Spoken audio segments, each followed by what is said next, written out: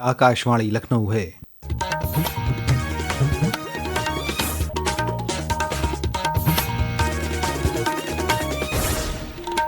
इलाकाई खबरों के साथ मैं आमिर हुसैन सिद्दीकी। वज़ीर-ए-आज़म नरेंद्र मोदी ने कहा है कि एक भारत श्रेष्ठ भारत का जज्बा मुल्क की यकजहती और मुल्क की तरक्की के लिए बहुत अहम है और यकीनन खेल इसमें बहुत बड़ा किरदार अदा करते हैं। वो आज आकाशवाणी से मन की बात प्रोग्राम के ज़रिए आवाम से अपने ख़यालात साझा कर रहे थे। ये इस प्रोग्राम की 125वीं कड़ी थी।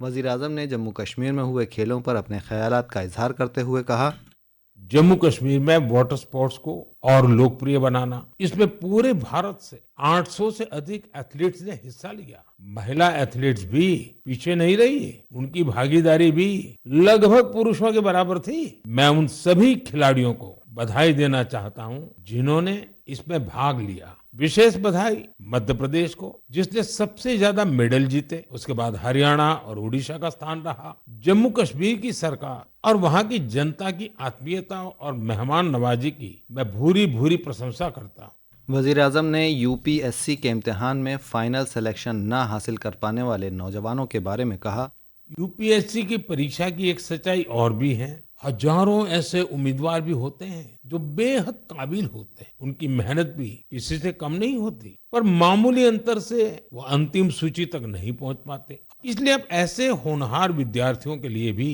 एक डिजिटल प्लेटफॉर्म बनाया गया और इसका नाम है प्रतिभा सेतु। प्रतिभा सेतु में उन उम्मीदवारों का डेटा रखा गया है जिन्होंने यूपीएससी की अलग अलग परीक्षाओं के सभी चरण पास किए, लेकिन अंतिम मेरिट लिस्ट में उनका नाम नहीं आ पाया। इस पोर्टल से प्राइवेट कंपनियां इन होनहार स्टूडेंट्स की जानकारी लेकर उन्हें अपने यहाँ नियुक्ति दे सकती। वज़ीर-ए-आज़म ने कहा कि सोलर पावर से किसानों की ज़िंदगी बदल रही है। सोलर पंप और सोलर राइस मिल से अब उतनी ही मेहनत में ज़्यादा फल मिल रहा है।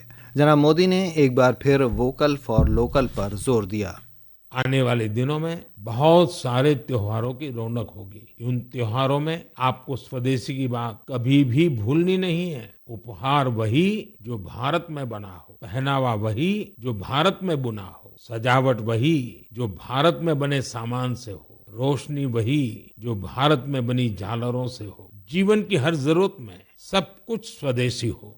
गर्व से कहो, ये स्वदेशी है। इस भाव को लेकर हमें आगे चलना है।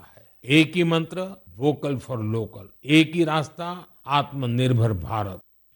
वज़ीर दिफा राजनाथ सिंह और वज़ीर आला योगी आदित्यनाथ ने कल नोएडा में दिफाई आलात और ड्रोन मैन्युफैक्चरिंग यूनिट का इफ्तिताह किया। इस मौके पर वज़ीर दिफा ने कहा कि ड्रोन आज जंगी पॉलिसी का अहम हिस्सा हैं। जनाब सिंह ने कहा कि दिफाई शोबे में खुद इन्हिसार भारत के तस्वुर को मजबूत करना होगा।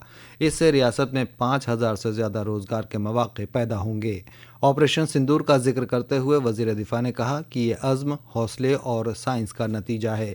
उन्होंने कहा कि ऑपरेशन सिंदूर फ़ौज के जवानों की बहादुरी के साथ साथ खुद इन्हिसार भारत, साइंसदानों और इख्तिरा की कहानी है।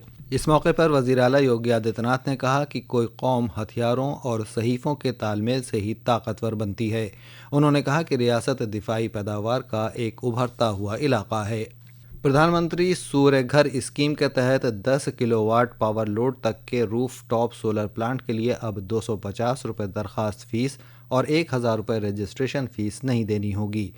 पावर कॉरपोरेशन मैनेजमेंट ने फ़ीस माफ़ करने के साथ ही इंटर कनेक्शन और नेट मीटरिंग एग्रीमेंट की शर्त ख़त्म कर दी है। रियासत में ज़्यादा से ज़्यादा सोलर प्लांट कायम हो सकें, इसके लिए ये फ़ीस माफ़ की गई है।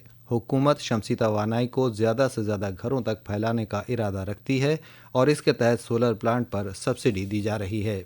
रियासत के कई अजला में अभी भी नदियाँ तिग़यानी पर हैं। बदायूं, फर्रुखाबाद, गाज़ीपुर और बलिया में गंगा, मथुरा में जमुना और लखीमपुर खीरी में शारदा नदी खतरे के निशान से ऊपर बह रही हैं।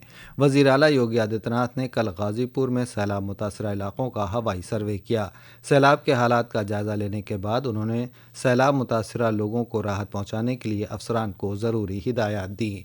महकमा मौसमियात ने आज और कल के लिए लखीमपुर, पीलीभीत, सीतापुर, शाहजहांपुर, प्रतापगढ़, कौशाम्बी, प्रयागराज, चित्रकूट और बांदा समेत रियासत के कई हिस्सों में गरज चमक के साथ बारिश होने का इम्कान जाहिर किया है।